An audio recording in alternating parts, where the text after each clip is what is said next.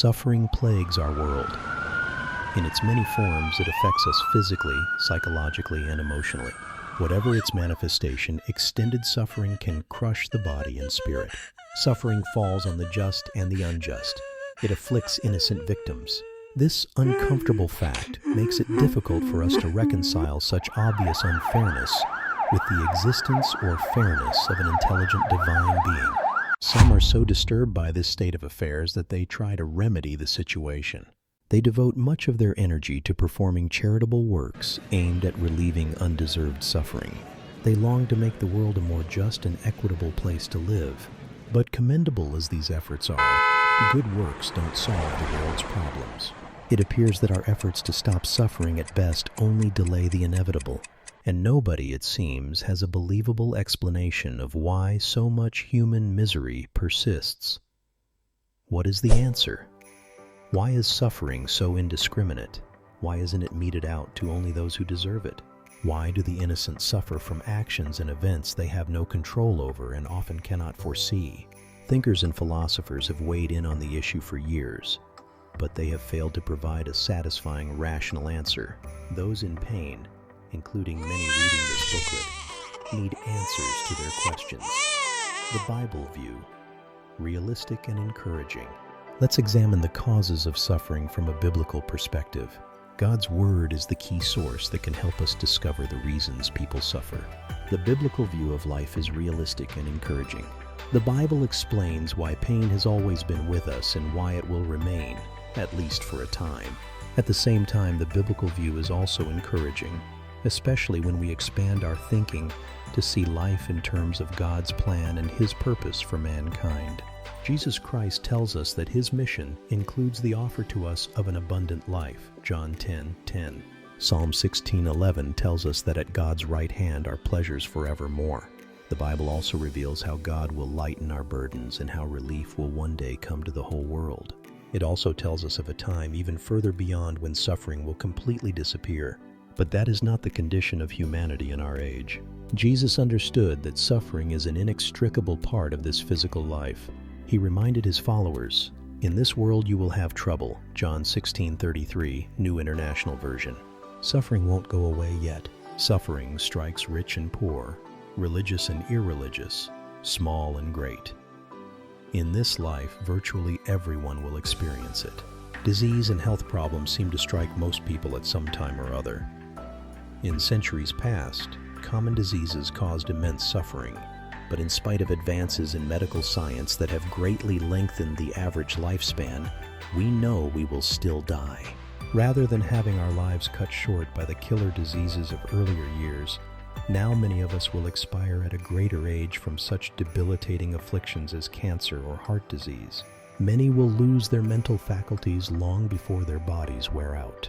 In poorer nations, suffering and death from diseases that are largely preventable still cut an enormous swath of misery and despair.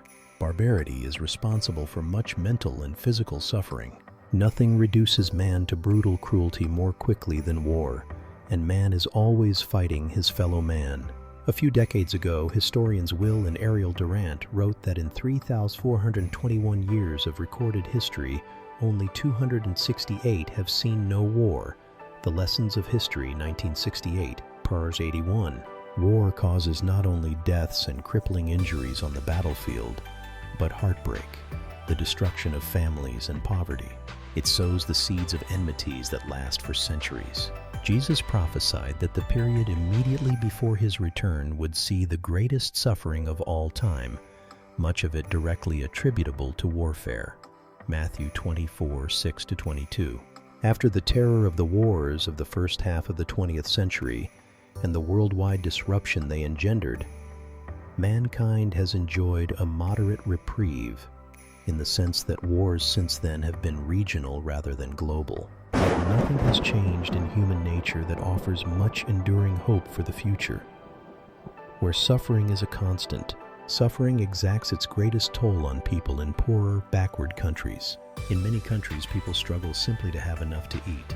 United Nations statistics explain that more than 800 million people suffer from the effects of constant hunger. and a child dies of hunger or hunger-related ailments every 5 seconds. According to the World Bank, almost 1 billion people earn less than $1 a day, and almost half the world's population survive on less than $2 per day. "You have the poor with you always," said Jesus, Matthew 26:11. This is depressingly true not only in pockets of poverty in Africa, Asia, and Latin America, but virtually everywhere.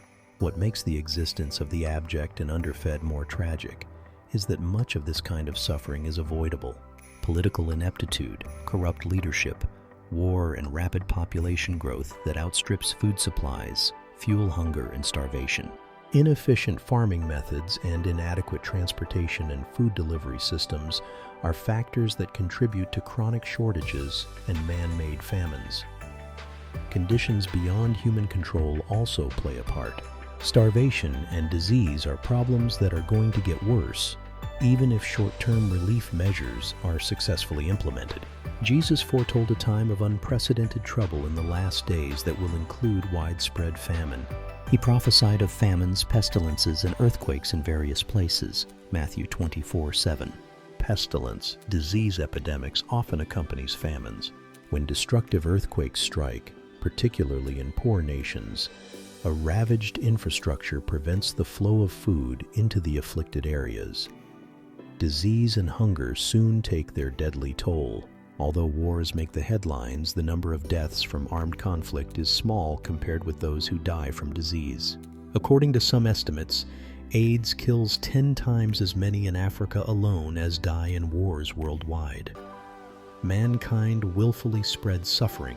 Although the toll of suffering from food shortages and disease is monumental, raw greed brings yet more suffering. Slavery, for example, is an ancient and supposedly obsolete institution, yet it remains a cancer in many countries. The United Nations estimates that more than 12 million people are enslaved today. Other organizations believe the true number is more than double that. Time magazine describes the situation. Millions of people around the globe, including children as young as 6, are working in bondage, in dangerous and degrading conditions that often involve 18-hour workdays, beatings, and sexual abuse. March 22, 1993. Many more, although not held against their will, live in virtual slavery, trapped by economic circumstances and long work hours, while eking out a meager living. Such conditions crush the human spirit. Imagine a life bereft of joy, an existence in which people never enjoy such simple pleasures as the sound of beautiful music, the fun of good humor, the feel of a new garment, or the comfort of a secure roof overhead. Greed takes a deadly toll in hundreds of more subtle ways. Advertisers hawk products that can ruin our health and eventually kill us. Entertainment promotes selfish, arrogant lifestyles that focus on short-term pleasure, even as they ultimately destroy personal relationships and ruin opportunities for long-term happiness. Some businesses, manufacturers, and governments poison the air, land, and water with toxins that threaten others' health and safety. The list goes on and on. Will the picture change? When Jesus Christ came to earth 2 millennia ago, he saw his share of misery. He witnessed the plight of outcast lepers, widows in need, and people with debilitating mental disorders. He reacted with compassion to alleviate misery. Jesus' concern and compassion were evident when he wept openly as he approached Jerusalem for the final time. Luke 19:41-44. He could foresee the anguish that warfare would bring on the beloved city and its people in AD 70, when a Jewish rebellion would result in Roman armies laying siege to the city, with horrible consequences.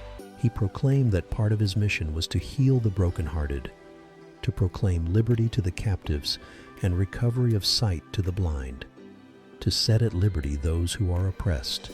Luke chapter 4:18. Such a time has not yet occurred for all mankind, but God promises he will bring an end to suffering in general during Christ's millennial reign and will eventually banish it. Revelation 21:4. In upcoming videos, we'll discover how and when this will occur. But to understand how suffering will end, We must understand how it began and why it continues. Kindly subscribe to our channel and reach out through our Facebook page. May God bless you.